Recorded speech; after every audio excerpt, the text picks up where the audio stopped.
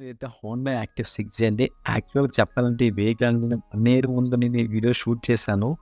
కానీ ఇప్పుడు video upload చేస్తున్నాను. ఉంటుంది కాబట్టి మీకు అర్థమై ఉంటుంది. నాకింత వర్క్స్ ఉన్నాయి. ఇంకా పెండింగ్ వర్క్స్ ఇంకా ఎన్ని ఉన్నాయనేది. సో, దీనికి ఇష్యూ ఏంటంటే ఫ్రంట్ మడ్గార్డ్ ఇష్యూ అండి. మడ్గార్డ్ క్లాంప్ పోయింది. సో, మడ్గార్డ్ క్లాంప్ ఏయంటే ముందుగా మనం అయితే మీదున్న బ్రాకెట్ ఓపెన్ చేయవలసి ఉంటుంది. దానికి స్టార్ స్క్రూడ్రైవర్ ఉంటుంది. స్టార్ స్క్రూడ్రైవర్‌తో మనం 2 బోల్ట్ కూడా ఓపెన్ చేస్తే ముందు ఫ్రంట్ ప్యానెల్ అయితే వచ్చేస్తుంది. హాఫ్ ప్యానెల్ అనేది మొత్తం ప్యానెల్ అంతా కాదు, సెంటర్ ప్యానెల్ అనేది వచ్చేస్తుంది. మనకు మడ్గార్డ్ ఓపెన్ చేయడానికి కొంచెం సింపుల్‌గా ఉంటుంది. సో, మనం ఫ్రంట్ అది రెండు బోల్ట్ ఓపెన్ చేసి కొంచెం గట్టిగా లాగితే ఆటోమేటిక్‌గా వచ్చేస్తుంది ఫ్రంట్ ప్యానెల్ అనేది. ఇప్పుడు మనం మడ్గార్డ్ ఓపెన్ చేయడానికి మనకి 3 బోల్ట్స్ ఓపెన్ చేయవలసి ఉంటుంది. చూసారు కదా ఎలా వచ్చేస్తుందో. చూడండి ఇప్పుడు మడ్గార్డ్ ఓపెన్ చేయగా 10 mm బోల్ట్ ఉంటుంది. అలాగే సైడ్ మనకి ఎల్ఎన్కి బోల్ట్స్ అయితే ఉంటాయి. 10 mm బోల్ట్ అంటే మీకు ఖచ్చితంగా 10 సైజ్ యూజ్ చేయాలి. లేక ఎల్ఎన్కి వచ్చేసరికి 5 కానీ 6 కానీ సైజ్ ఎల్ఎన్కి అయితే మీరు ఓపెన్ చేయవచ్చు.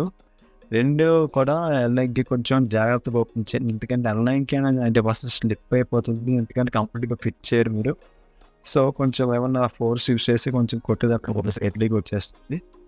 జాగ్రత్తగా ఓపెన్ చేయండి. టైట్‌గా ఉంటుంది. ఎందుకంటే చాలా అంతా వేస్తున్నారు కదా! ఎందుకంటే ఎక్కువ సాధారణంగా పోవు. బట్ ఏదైతే ఈ పర్టిక్యులర్ అసలు మడ్గార్డ్ ప్యాడ్స్ అనేవి ఎందుకు పోతున్నాయి, మడ్గార్డ్ క్లాంప్స్ అని ఎందుకు పోతున్నాయో దానికి కూడా రీజన్ చెప్తాను నేను. ఏదైతే రస్ట్ పట్టేస్తుందంటే రస్ట్ పడిన వల్ల మడ్గార్డ్ క్లాంప్ పెరిగిపోతుంది. రస్ట్ పట్టకుండా ఉండాలంటే మీరు ఎప్పటికప్పుడు ఎన్నారన్నది మట్టి పట్టకుండా ఎప్పటికప్పుడు వాటర్ సర్వీస్ చేసుకొని క్లీన్‌గా ఉంచుకుంటే మీరు మడ్గార్డ్ క్లాంప్‌లోనే పోవండి.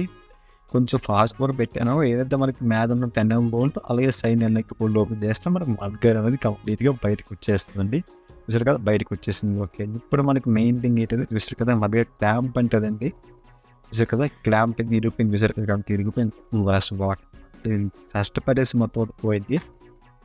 సో, ఈ మడ్గార్డ్ క్లాంప్ ఇప్పుడు ఇంకా మనకి ఎన్ని బోల్ట్ ఓపెన్ చేయాలంటే 10 mm సైజ్ బోల్ట్ అక్కడ ఒకటి ఇక్కడ 2 బోల్ట్ కనిపిస్తుంది. చూసారు కదా అటో బోల్టు ఇటో బోల్టు అలాగే కిందన కూడా బోల్ట్ ఉంటుంది 10 mm బోల్టు.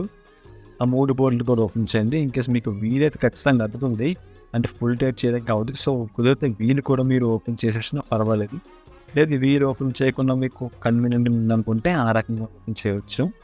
సో, చూసారు కదా మీద బోల్ట్ ఓపెన్ చేయగానే వచ్చేసింది. కానీ కింద బోల్ట్ కూడా ఖచ్చితంగా ఓపెన్ చేయాలి. ఎందుకంటే కొత్త మడ్గార్డ్ క్లాంప్ వేసినప్పుడు ఖచ్చితంగా ఫిట్ చేయాలి కదా!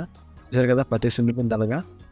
ఓకే. అయితే 2 తీసేసాను. ఇది కొత్త మడ్గార్డ్ క్లాంప్ అండి. హోండా వాటిది ఒరిజినల్ ఇది. సో, చూసారు కదా బ్యాక్ సైడ్ బోల్ట్ అక్కడ బిగించుకోవాలి. కింద సాకిస్‌కి సాకిస్ అండ్ T4కి బిగించాలి. ఫ్రంట్ సెక్షన్ అయితే మీకు కనిపిస్తుంది. సో, యాజ్ ఇట్ ఈస్‌గా పాత మడ్గార్డ్ పెట్టేసి బ్యాక్ మడ్గార్డ్ అది ఆ క్లాంప్ కూడా కరెక్ట్‌గా పెట్టేసి బోల్ట్ పెట్టేయండి. కొంచెం ఆయిల్ వేయండి థ్రెడ్డింగ్స్‌కి. ఎందుకంటే చాలా తర్వాత ఓపెన్ చేశారు కదా మట్టి పడుతుంది కాబట్టి సో, ఆయిల్ వేసేసి ఫుల్ టైట్ అయితే చేసేయండి 2 సైడ్లు కూడా మొత్తం 3 బోల్ట్ కూడా. ఇన్‌కేస్ బోల్ట్ కనుక బాగోకపోతే మార్చేయండి. మళ్ళీ మనం ఓపెన్ చేయడానికి అవుతుంది. నెక్స్ట్ ఎవరైనా ఓపెన్ చేస్తే ఇబ్బంది పడతారు.